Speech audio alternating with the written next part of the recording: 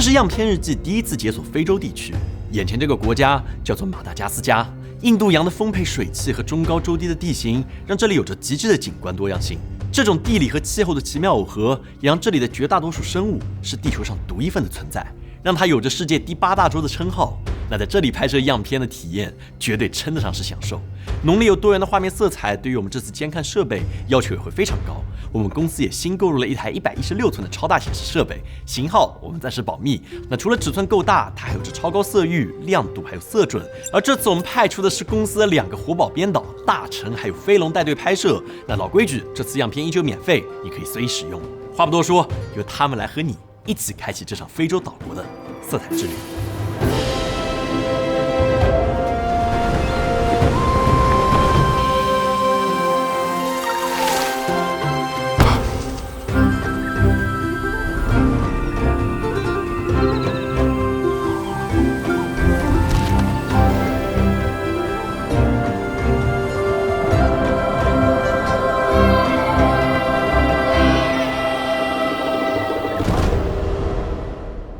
这里我不说的话，你觉得有我们在亚洲某种山城，但其实这里是非洲，这里是马达加斯加的首都塔纳纳利夫，曾经被法国殖民，所以这种建筑风格都是五彩斑斓。这也是山地，因为这是国家最高的地方。曾经这边山上面是皇室住的地方，下面就是那种稻田，然后你在山顶，你可以看整个稻田的生长情况。对，我们现在在塔纳纳这边比较 local 的景区附近。中国有句古话说得好，有景区的地方就有烤肠。我饿了，我们看看这里景区附近有什么好吃的。我感觉这菜市场就类似于中国的跳蚤市场一样，各种袜子、衣服、鞋子。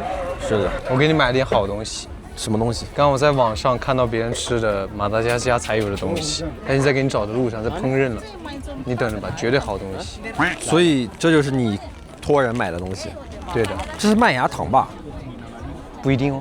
你看他们都在准备好看戏了吗？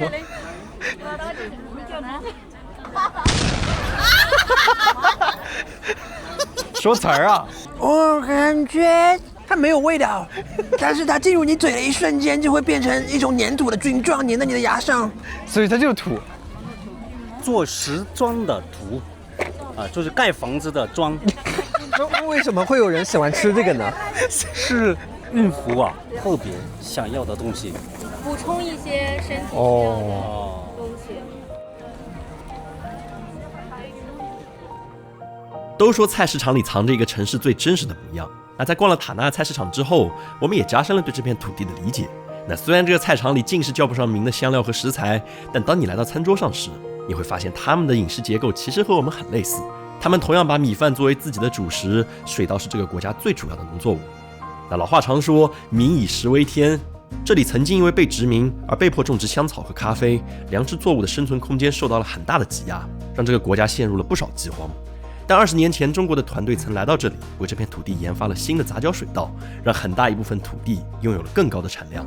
那如今，这抹金色的碎浪也被刻在了马达加斯加的纸币之上，还有这个国家随处可见的稻田之间。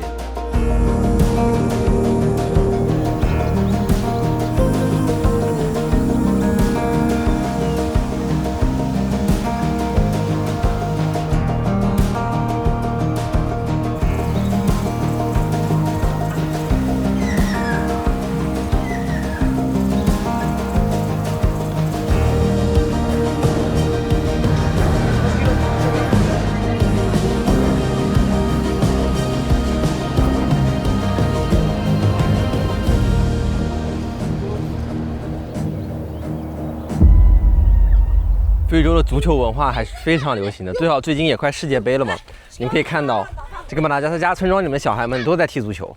是的，怎么说？正好我对足球也略有研究，搞一局踢踢。come here。为什么这人踢球一定要叫？你试一试。被穿裆了！no！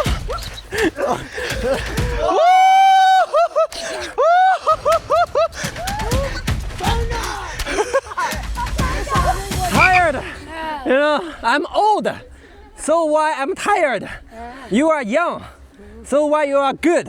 不得不说，非洲这边小朋友很多消遣娱乐活动就是足球，因为足球成本非常低。他们这个球甚至都是自制的。是的，就是我们初中做沙包的那种方式，用纸包着这个。但我觉得快乐还是不成正比。这很多小朋友都穿着足球服。Football shirt from China, you know? We from China. Yeah. 你被嘲笑了。我很细。 No, no, No， good, good. 这就是穆隆达瓦的猴面包树大道。这边是4到5个月是雨季，其他时候全旱。它的外壳是很硬的，就不像我在美国摸到那个巨山，它外壳其实非常松软，它的水应该都储在内部，所以它的根才会这么大。猴面包树上猴面包果，猴面包树下你和我。这个猴面包果非常有说法。怎么说？这里18块钱，国内200-300一个。你看它这个质感 ，Alcantara 皮革的质感。要吃它也非常简单。怎么说？啊！真开！我操，兄弟，你开的，你尝第一个。他们说这个其实就像是当地那种话梅一样的感觉，口感会非常像吐司，入口即化。当然，口味是酸的。我不行。你想想看，我们接下来样片其实会有3个部分：常规的航拍、红外、星空。你想想看，你吃着这猴面包果，看着这个航拍，你不爽飞了？你们在国内如果想有平气的话，你就喝点酸奶吧，差不多。很多人对于猴面包树的初印象都是《小王子》里那个大到足以撑爆 B612星球的巨树，但现实里它并非童话里的危险植物，木材太软的特性让它无法被用作焚烧或者建筑业，反而成为了众多生命的载体。当地人用它储水，奉它为神树，甚至将它的树干作为安放逝者的空间。几千年的时间里，人类在树下来来往往，太阳无数次照拂，星空无数次驻足，而猴面包树也只是静静地看着这一切，在时间的长河里，让万物流过了自己。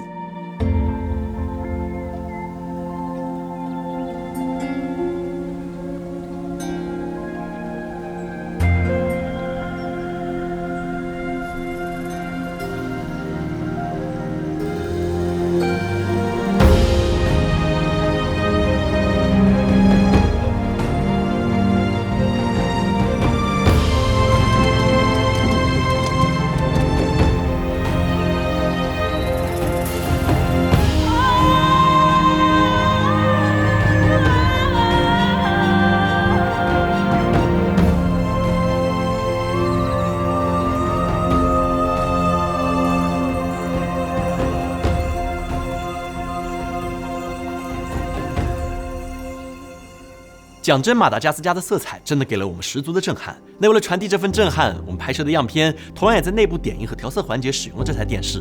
它就是开头提到的设备，116寸的海信 RGB Mini LED 电视 UX。它不仅是世界杯定制款，入驻了2026世界杯视频裁判中心，为 VAR 判罚提供了精准的画面支持。无论是塔纳纳利夫的法式建筑和稻田在日出时分绿色和黄色的过渡层次，还是猴面包树大道从金黄到深红不断变化的天空，都非常依赖电视对于色彩的还原能力。而海信 RGB 玲珑真彩背光配合超高色准和色域，能把这些很细微的颜色变化真正的呈现出来。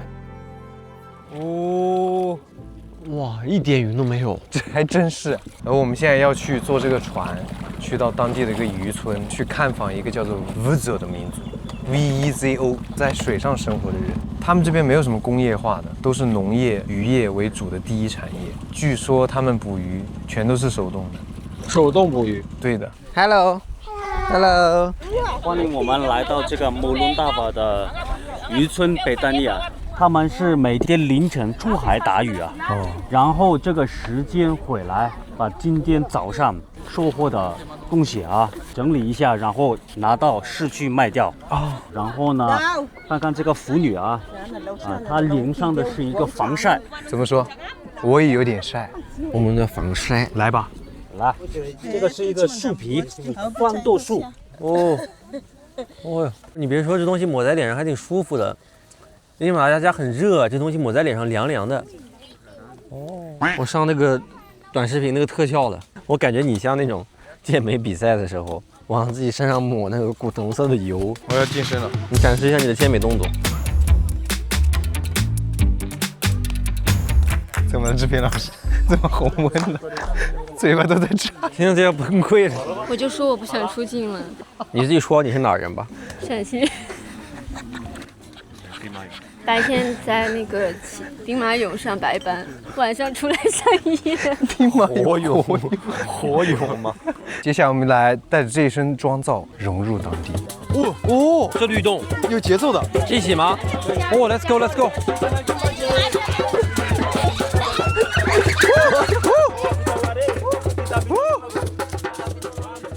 玻璃感是这个小渔村给我们的最初印象。而当你仔细观察之后，你会发现，受限于经济条件，这里几乎没有什么现代化的痕迹。当地人没有电和自来水，居住的房子和出海用的船也都是由当地的树木制作而成，甚至他们的船也是靠废衣服缝制而成的帆来驱动的。而这样的生活方式也对应着 vessel 在马达加斯加语中的含义：与海搏斗、傍海为生的人。他们的一生似乎都与潮汐有关，看似随波逐流，却也在潮涨潮落之间活好了自己的每一个当下。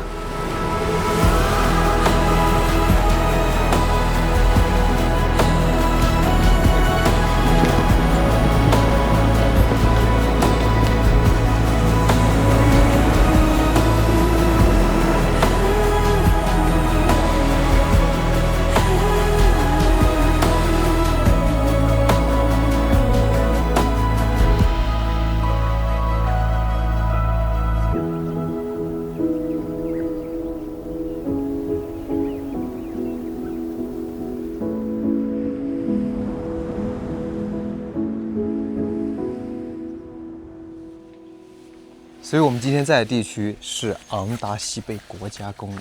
今天我们的任务就是探访雨林的各种生物：大狐猴、小变色龙。好小，好可爱哦！它还会跳。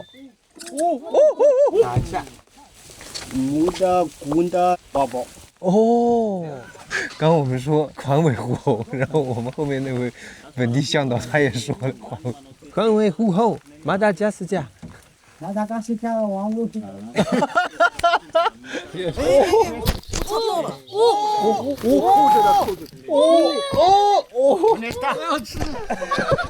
我的天哪！它在运镜长技，这就是 Hero Shot， 家人们，Hero Shot， 那就是 Team 1000年前的样子。我们要去找跳舞狐猴了，带了它爱吃的树叶。它在跳。我在那边看到一个黑白相间的狐猴，哪里？正前方，12点钟方向树上。哦，看到了。熊猫狐猴。什么狐猴？熊猫狐猴。什么狐猴？熊猫狐猴。我以为他在问我，考我什么狐猴？你们可以看到这只潘达利莫，它一点都不怕人。你看，我都到它跟前了，它还在这儿。哦，我知道这只狸猫为什么不怕我们了。为什么？它是潘达利莫，We are Panda people。它姓潘。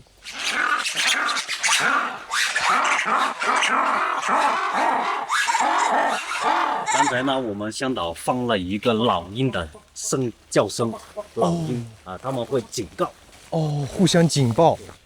这跟纯环绕音，我说实话。对，我已经不想1.4，对，不知道有几个声道在那疯狂给我环绕。向导告诉我们，关于狐猴为什么只存在于马岛上，其实有个很有意思的生物地理学家说，在5000到6000万年前，非洲大陆的一场飓风，让些狐猴的祖先偶然的从非洲大陆漂流到了马岛。因为长期的地理隔离，远离了别的灵长类竞争者和天敌，狐猴从早期偏夜行的动物，演化成了如今日行、夜行在内的100多种狐猴。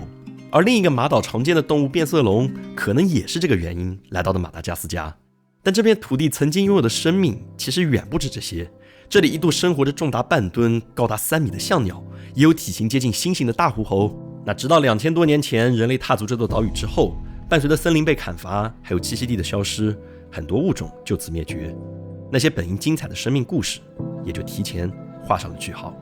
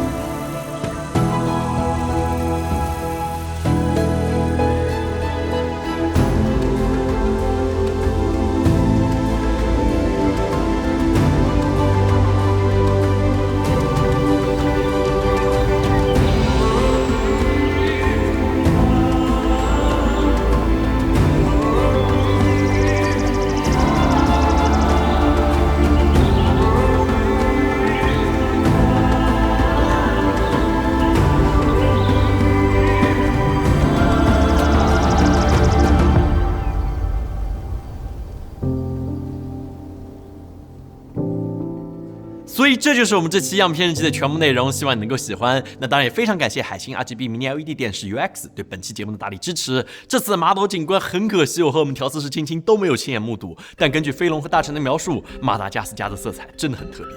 无论是渔村那偏蓝色的海面，还是昂达西贝雨林里那些颜色鲜艳到有点不真实的变色龙，都特别考验显示设备本身的色彩还原。所以这次我们调色的时候，也专门用了海星 UX 的 Mac 原彩模式，它和 Studio Display XDR 的色彩一致性令人惊喜。那得益于海星 RGB Mini LED 电视独有的玲珑真彩背光技术和画质芯片能力，在大面积天空渐变还有高饱和度场景的层次表现，都给出了很高的呈现水平。可以说它除了是一台大电视，也可以作为生产力工具使用。我们的调色师青青也非常喜欢这台电视，对吧？我们真正的把马达加斯加的色彩给留了下来。所以下一期我们去哪儿给你拍样片呢？